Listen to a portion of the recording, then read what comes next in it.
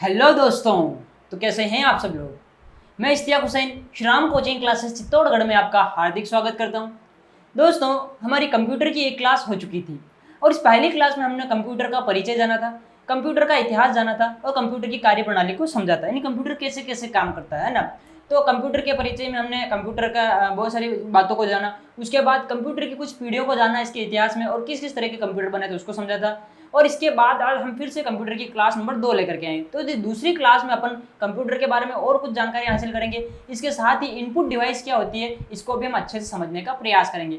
तो आइए बिना समय गवाए स्टार्ट करते हैं कंप्यूटर की क्लास नंबर 2, दूसरी क्लास कंप्यूटर की इस क्लास में अपन आज पढ़ेंगे कंप्यूटर के प्रकार, यानी कंप्यूटर कितने प्रकार के होते हैं। तो दोस्तों देखना, कंप्यूटर वैसे तो बहुत से टाइप के होते हैं, लेकिन हमारे एग्जाम पर्पज से कम टाइम में क्वेश्चन आने लायक कितने टाइप अपन उठा सकते हैं उनको एग्जाम कंप्यूटर के टाइप को अपन उठाते हैं मेन और उनसे बनने वाले क्वेश्चन को सीधा सीधा समझ लेते हैं ना। तो देखो, कंप्यूटर के प्रकार, कंप्यूटर बहुत से टाइप के होते हैं। मेनली ये जो कंप्यूटर के टाइप्स होते हैं अलग अलग आधार पर होते हैं, अलग अलग आधारों पर अलग अलग प्रकार के होते हैं। तो मैं कुछ आधारों पर बता रहा हूँ। जैसे अपन सबसे पहले पढ़ेंगे पर्पस के आधार पर, यानी उद्देश्य के आधार पर, दूसरा पढ़ेंगे साइज यानी आकार के आधार पर, और तीसरा पढ़ेंगे एप्लीकेशन यानी कि अनुप्रयोग या कार्यप्रणाली के आधार पर। जैसे अगर अपन बात करें पर्पस के आधार पर, यानी कि उद्देश्य किस आधार पर, पर्पस का मतलब उद्देश्य, उद्देश्य के आधार पर। अब उद्देश्य के आधार पर जो कंप्यूटर होते हैं वो कितने प्रकार से हो सकते हैं। तो दोस्तों इस आधार पर कंप्यूटर दो प्रकार से होते हैं। कितने प्रकार से? दो। एक तो हो सकता है सामान्य उद्देश्य, सामान्य, और दूसरा हो सकता है विशेष उद्देश्य। किसी विशेष उद्देश्य के लिए हमने कंप्यूटर लिया है। सामान्य कैसे? जैसे मान लो आपके घर पर को कंप्यूटर है, बच्चों की पढ़ाई के लिए चाहिए, आपको नॉर्मल ऐसे जनरल किसी काम के लिए चाहिए, तो सामान्य रूप से आप जो कंप्यूटर खरीद रहे हो, नॉर्मल कंप्यूटर खरीदोगे तो वो हो गया आपका सामान्य कंप्यूटर। दूसरा होता है विशेष उद्देश्य से। मान लो कोई अगर है फोटो वगैरह एडिटिंग करता है तो उस हिसाब से वो जो कंप्यूटर असेंबल कराएगा वैसा। कोई मान लो वीडियोज एडिटिंग करता है तो उस हिसाब से असेंबल कराएगा। कोई मान लो अपना कुछ अलग काम करना चाहता है जिसकी विशेष एप्लीकेशन की आवश्यकता होती है तो उस हिसाब से अपना कंप्यूटर असेंबल कराएगा। तो किसी विशेष उद्देश्य से अलग अलग कंप्यूटर जो है असेंबल कराए जाते हैं। तो पर्पस के आधार पर कंप्यूटर कितने प्रकार के हो गए दोस्तों? दो प्रकार के हो गए। ओके। साइज के आधार पर, साइज का मतलब क्या है? आकार। आकार के लिए लगता है कि अपन भौतिक आकार की बात कर रहे हैं, लेकिन इसमें भौतिक के साथ साथ अपन एक और चीज को समझने की बात करते हैं। ये भौतिक के साथ साथ जो होता है ना, कोई विशेष उद्देश्य भी हो सकता है।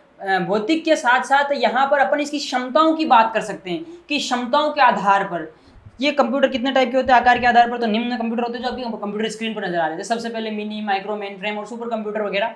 तो आपको लग रहा है कि आकार के आधार पर तो मिनी कंप्यूटर, माइक्रो कंप्यूटर छोटा होता होगा, फिर मिनी बड़ा होता होगा, फ्रेम कंप्यूटर उससे बड़ा, सुपर कंप्यूटर उससे बड़ा। बिल्कुल सही, यही बात सही है। लेकिन अगर इसको डीपली समझे तो ये क्षमताओं के आधार पर है।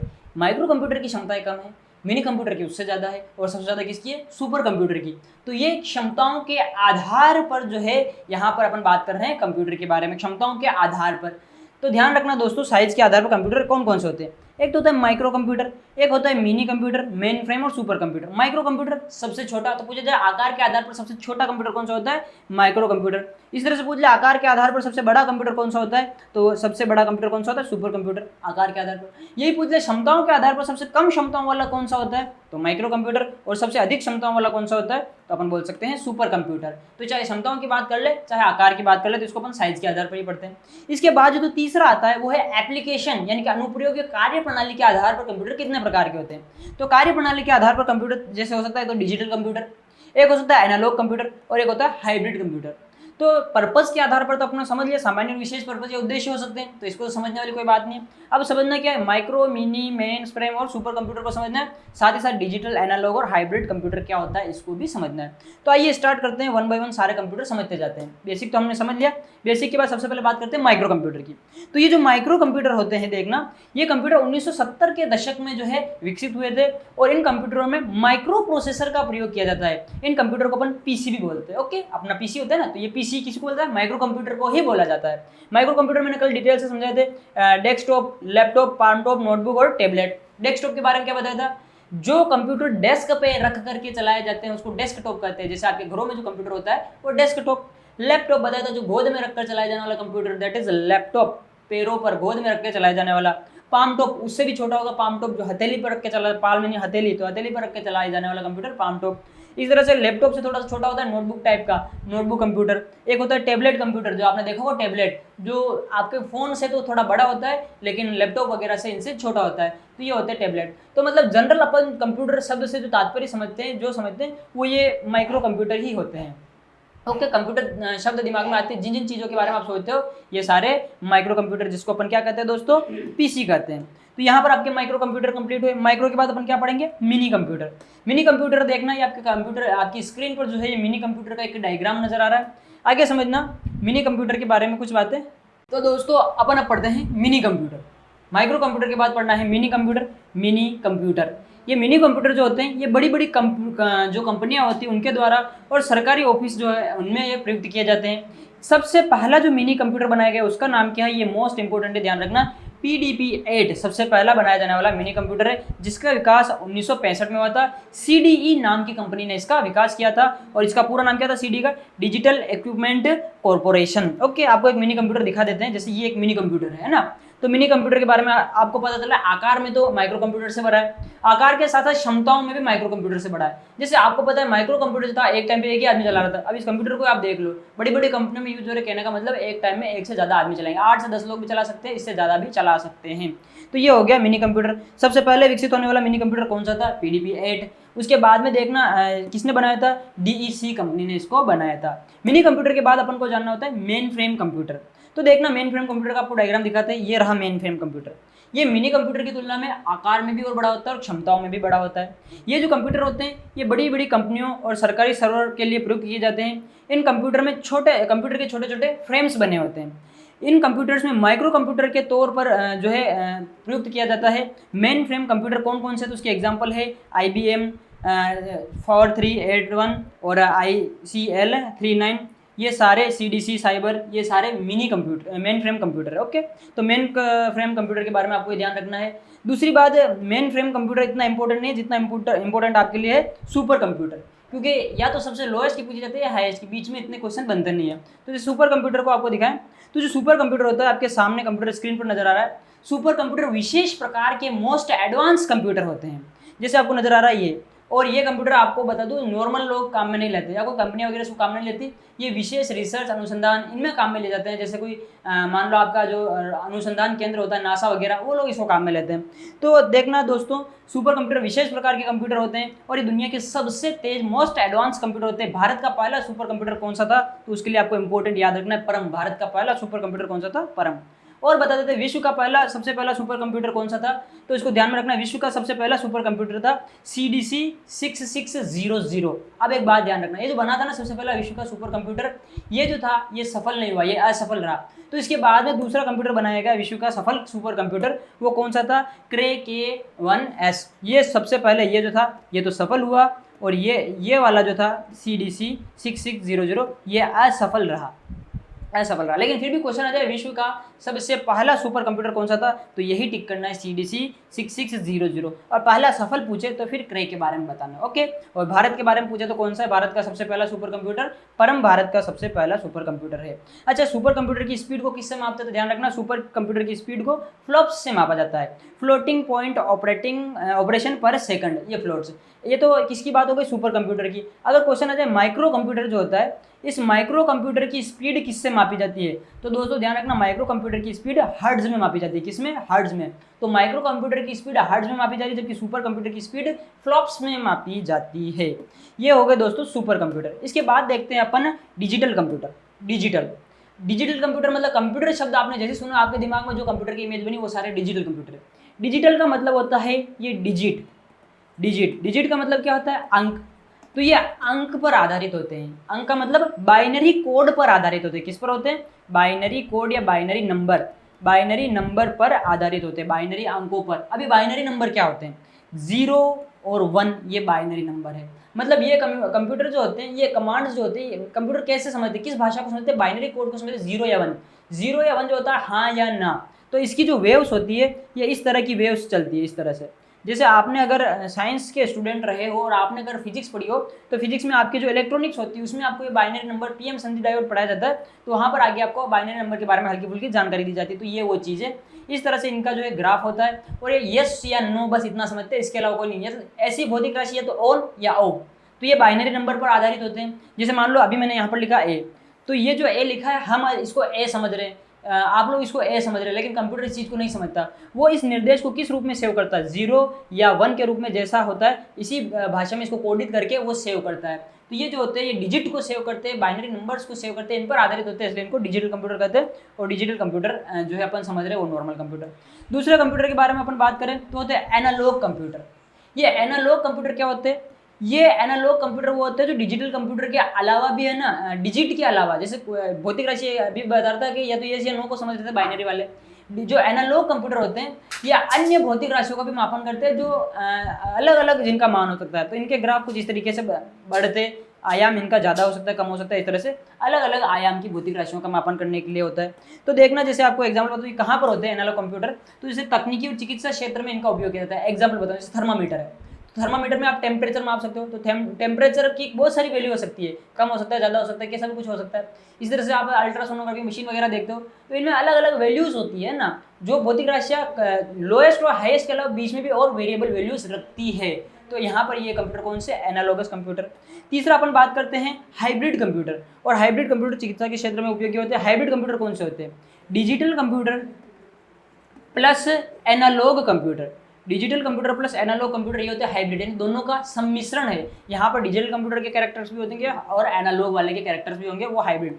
जैसे आपको बता दूं मैं, आप पेट्रोल पंप पर जो है पेट्रोल भराने गए, तो जो मशीन है ना वो एक हाइब्रिड कंप्यूटर का उदाहरण है, क्योंकि वहाँ पर उसमें डिजिटल भी होता है और ये जो होता है हाइब्रिड एनालॉग वाला भी होता है, तो वो एक हाइब्रिड है ना पेट्रोल पंप वाली मशीन। चिकित्सा के क्षेत्र में जैसे आप सोनोग्राफी वगैरह कराते हो या कुछ भी, और आपका कोई मित्र वगैरह हॉस्पिटल में एडमिट होता है, तो आप वहाँ पर बहुत सारी मशीनें देखते हो जिनमें आपको कंप्यूटर जैसी स्क्रीन नजर आती है, उनमें वेव्स वगैरह चलती रहती है। तो यहाँ पर डिजिटल का भी प्रयोग हो रहा है, एनालॉग का भी प्रयोग हो रहा है, दोनों को मिक्स में। तो चिकित्सा के क्षेत्र में बहुत सारा हाइब्रिड कंप्यूटर का प्रयोग होता है।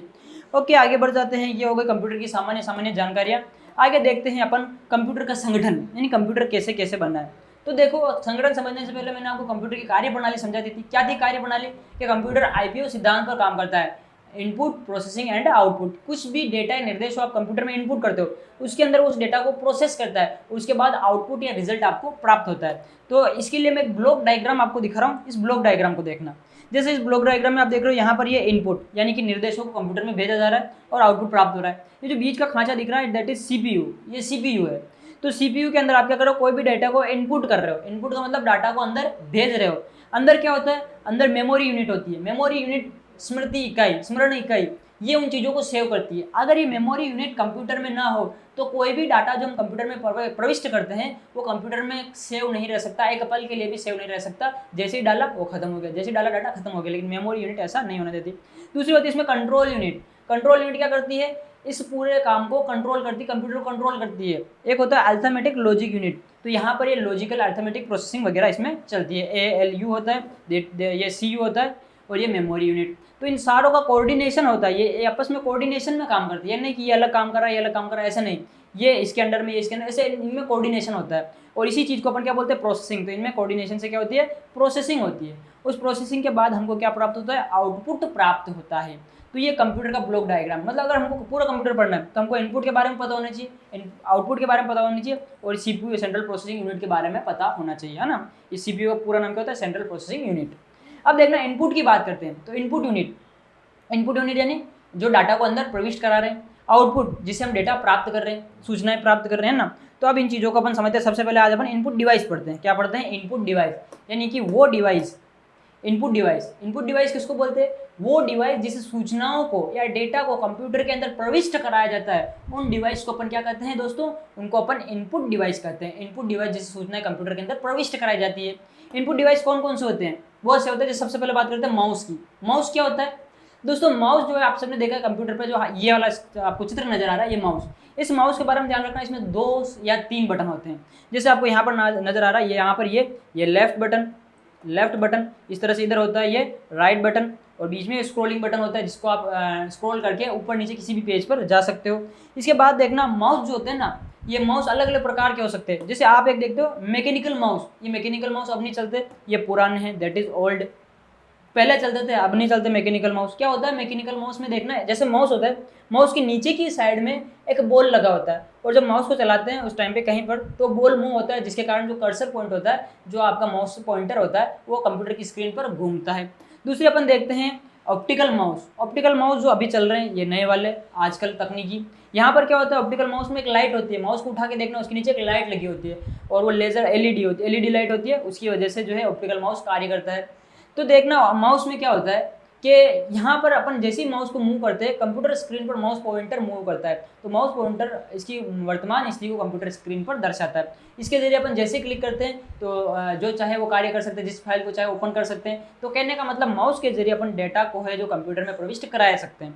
माउस को एक पैड होता है जिसके ऊपर रखा जाता है, उस पैड को माउस पैड कहा जाता है। क्या कहा जाता है? Mouse pad. माउस के नीचे रखने वाला एक होता है जो गत्ते का हो सकता है, या फिर जो है चिकनी सतह सी हो सकती है जहाँ पर ये माउस अच्छे से मूव कर पाए।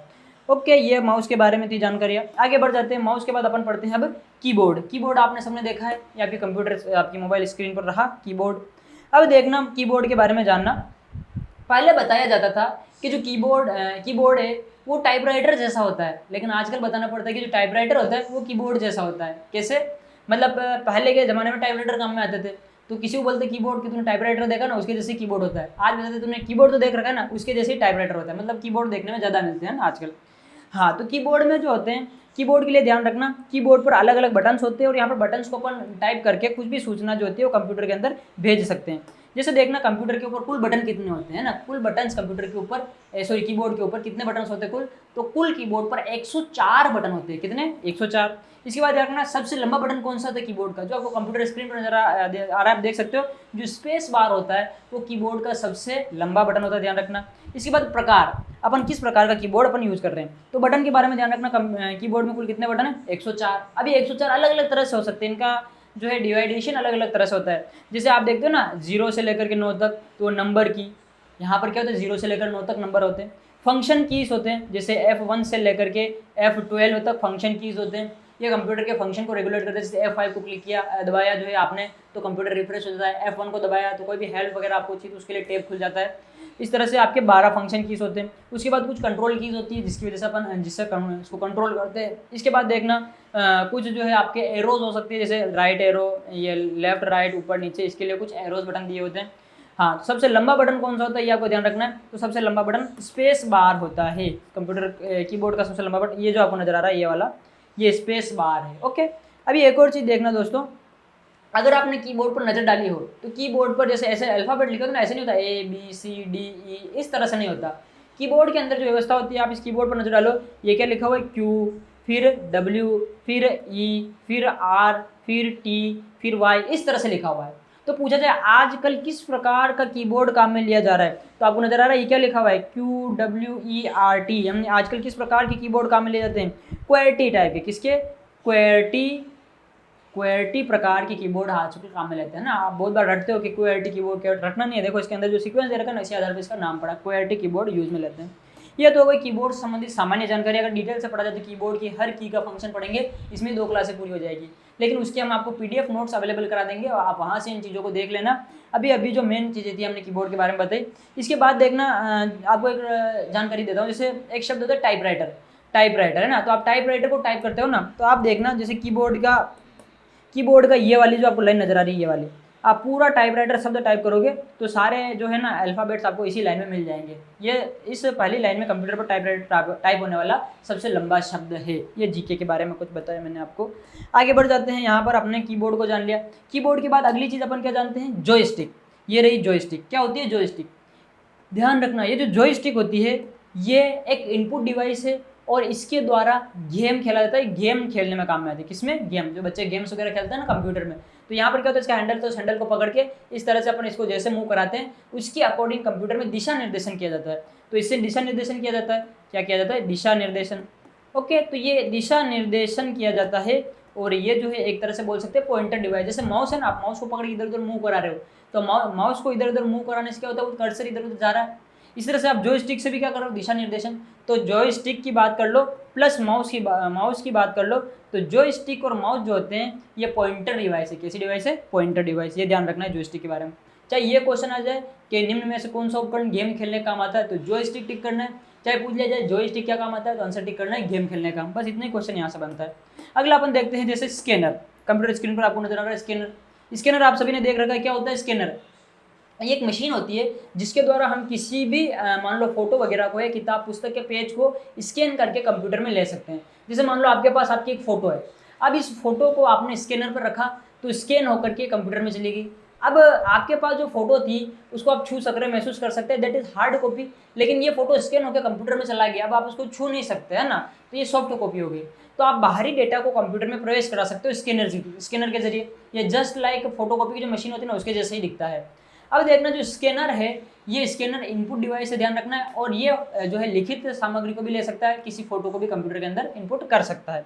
स्कैनर के बाद आपको ध्यान रखना है अगली इनपुट डिवाइस क्या है, बीसीआर, बार कोड रीडर। ये आपको बार कोड रीडर दिखाई दे रहा है। इसमें क्या होता है, बार कोड क्या होता है, विशेष लाइनें होती है जिनकी अलग अलग जो है लंबाई मोटाई अलग अलग होती है और ये कुछ दूरी पर बनी होती है। इनको एक विशिष्ट मशीन जिसको बीसीआर, बार कोड रीडर कहा जाता है, की सहायता से पढ़ा जाता है और इस पर उस उत्पाद की आपको पूरी जानकारी, मूल्य वगैरह मिल जाती है। तो मशीन भी आपको स्क्रीन पर नजर आ रही है। इसके बाद देखना दोस्तों अगला MICR, magnetic ink character reader. ये आपको MICR का डायग्राम दिखाई दे रहा है। ये MICR क्या काम आता है, मैग्नेटिक इंक कैरेक्टर रीडर क्या काम आता है? ये जो MICR होता है ये मैग्नेटिक इंक से लिखे हुए कैरेक्टर्स या अक्षर को पढ़ता है। तो किससे लिखे हुए, मैग्नेटिक इंक से। अब ये कहाँ पर लिखे जाते हैं, तो जो आपके ड्राफ्ट्स वगैरह होते हैं, बैंक के जो चेक होते हैं, उन पर मैग्नेटिक इंक से कुछ लिखा जाता है जिसको आम इंसान नहीं पढ़ सकते। कौन पढ़ सकती है, मशीन पढ़ सकती है, MICR जिसको कहा जाता है। तो बैंक वगैरह में यूज़ की जाने वाली मशीन है ये भी एक इनपुट डिवाइस है। इसके बाद देखना इसके बाद देखना अपन बात करते हैं OMR की। OMR क्या होती है, optical mark reader. Optical mark reader जो आजकल की प्रतियोगी परीक्षाएं होती है, इन प्रतियोगी परीक्षाओं में ऑप्शन जो होते हैं, जो सही आंसर होता है उसको पेन से, पेंसिल से या ब्लैक पेन से टिक किया जाता है। वो टिक किया हुआ शीट को OMR शीट बोलते हैं, और वो शीट जो है कंप्यूटर के द्वारा पढ़ी जाती है, जिस उपकरण से पढ़ी जाती है उसको OMR बोलते हैं। ऑप्टिकल मार्क रीडर भी बोल सकते हैं, ऑप्टिकल मार्क रिकॉग्निजेशन भी बोल सकते हैं। इसी के साथ आपको पढ़ना जैसे OCR। OCR क्या होता है, ऑप्टिकल कैरेक्टर रिकॉग्नाइजेशन। तो इसमें क्या होता है कि ये जो उपकरण है इससे आप किसी बुक को एज इट इज स्कैन करके कंप्यूटर में ले सकते हैं, उसी को पढ़ लेता है। जैसे मानव किताब को पढ़ता है वैसे ही उपकरण भी उस किताब को, उस भाषा को पढ़ लेता है। OMR पढ़ लिया, OCR पढ़ लिया। वर्तमान में जो आपकी राजस्थान पुलिस का एग्जाम है, ये इसका एग्जाम कैसे होगा, ऑनलाइन या ऑफलाइन? तो ऑफलाइन होगा। ऑफलाइन किस आधार पर, OMR के आधार पर, यानी आपको OMR में आंसर टिक करने होंगे। OMR पढ़ने के बाद अगला अपन पढ़ते हैं टच स्क्रीन। तो टच स्क्रीन क्या होता है, ये भी एक इनपुट मेथड ही है कि विशेष प्रकार की स्क्रीन होती है। इस स्क्रीन को आप टच करके अपना डेटा इसमें प्रविष्ट करा सकते हैं। टच स्क्रीन है ना, जैसे टच स्क्रीन आपने कहाँ पर देखी है, ATM वगैरह होता है ना, ATM मशीन। तो आपने ATM मशीन देखी है, उस ATM मशीन में आप स्क्रीन को टच कर सकते हो, तो वहाँ पर डेटा आप जो जिस पर क्लिक करते हो वो ओके हो जाता है ना, तो वहाँ पर डेटा आप अंदर प्रविष्ट कर सकते हो, इनपुट कर सकते हो। अगला देखना जैसे आप देखते हो लाइट पेन। अब ये लाइट पेन क्या होता है, ये एक ऐसा उपकरण होता है जो पेन जैसा दिखता है। किसके जैसा, पेन जैसा। और इससे आप डायरेक्ट स्क्रीन पर लिख सकते हो। जैसे आपको दिखाई दे रहा है, ये मेरे हाथ में एक लाइट पेन है, और ये लाइट पेन से मैं स्क्रीन पर कुछ भी लिख सकता हूँ। जैसे मैं कुछ भी लिख दूँ, यहाँ पर कुछ भी लिख सकता हूँ। ओके, लिख दिया मैंने कुछ भी। हाँ, तो लाइट पेन दिखता है कैसा, आपको इसका डायग्राम भी दिखा देते हैं। ये रहा डायग्राम आपके कंप्यूटर मोबाइल स्क्रीन पर, और ये रहा लाइट पेन मेरे हाथ में, प्रैक्टिकली दिखा दिया। ओके, तो लाइट पेन से आप डायरेक्ट यूज़ कर सकते हो। तो ये क्या काम आता है, तो एक तो आपको समझ में आ रहा है पढ़ाने का काम आता है, नहीं ऐसा नहीं है, ये तो हम पढ़ाने के लिए यूज़ कर रहे हैं। एक ये तो काम आ ही रहा है, इसके साथ और क्या काम आता है, जैसे कोई दस्तावेज वगैरह होते हैं जो जिसकी सॉफ्ट कॉपी होती है, वो कंप्यूटर की स्क्रीन पर ही है। अब आपको उस दस्तावेज के अंदर सिग्नेचर करने, हस्ताक्षर करने, तो वहाँ पर आप इस लाइट पेन को यूज़ करके डायरेक्ट दस्तावेज के अंदर हस्ताक्षर कर सकते हो। इसके बाद देखना जैसे हाँ, माइक्रोफोन। माइक्रोफोन क्या होता है, ये आपको नजर आ रहा है, छोटा सा फोन डिवाइस होता है जो आवाज़ को कैच करके उसको सिग्नल्स में बदल करके कंप्यूटर में भेज देता है। जैसे आपको माइक्रोफोन भी नजर आ रहा है, ये उपकरण आपको नजर आ रहा है, ये क्या है, माइक्रोफोन है, जो मेरी आवाज़ को रिकॉर्ड करके सिस्टम में भेज रहा है, और सिस्टम जो है सारी आवाज़ को आपके कानों तक पहुँचा रहा है। ओके, अगला माइक्रोफोन के बाद देखते हैं अपन, इसमें दे नहीं रखा, चलो खत्म हो गया। माइक्रोपेन के बाद अपन और समझते हैं और क्या चीज़ होती है, जैसे वेब कैमरा। तो वो कैमरा लगा करके अपन जो है अपना वीडियो भी अंदर इनपुट करा सकते हैं। तो वेब कैमरा भी क्या है, आपका एक इनपुट डिवाइस है। इनपुट डिवाइस की जानकारी हमने हासिल की, इनपुट डिवाइस क्या क्या होती है इसको समझा। जैसे इनपुट डिवाइस होती है, कल की क्लास में हम आउटपुट डिवाइस को भी समझने का प्रयास करेंगे। उम्मीद करता हूँ आपको क्लासेस समझ में आ रहे होंगे, सारा मैटर समझ में आ रहा होगा। इन चीज़ों को मैं बिल्कुल शॉर्ट में लेकर के चल रहा हूँ, क्योंकि अगर मैं हर चीज़ को डिटेल से पढ़ाने लगा क्लास की तरह तो यहाँ पर बहुत वक्त निकल जाएगा और क्रैश कोर्स के अकॉर्डिंग हम टाइम पर सिलेबस नहीं करा पाएंगे। तो सिलेबस को मद्देनजर रखते हुए सारे इंपॉर्टेंट चीज़ें आपको यहीं पर बताई जा रही है, और इससे ज़्यादा कुछ ये बच रहा है तो उसको हम PDF के थ्रू आप तक पहुँचा देंगे और क्वेश्चंस आपको जल्दी से जल्दी मिल जाएंगे। मिलते हैं कल की क्लास में, तब तक के लिए जय हिंद और जय भारत।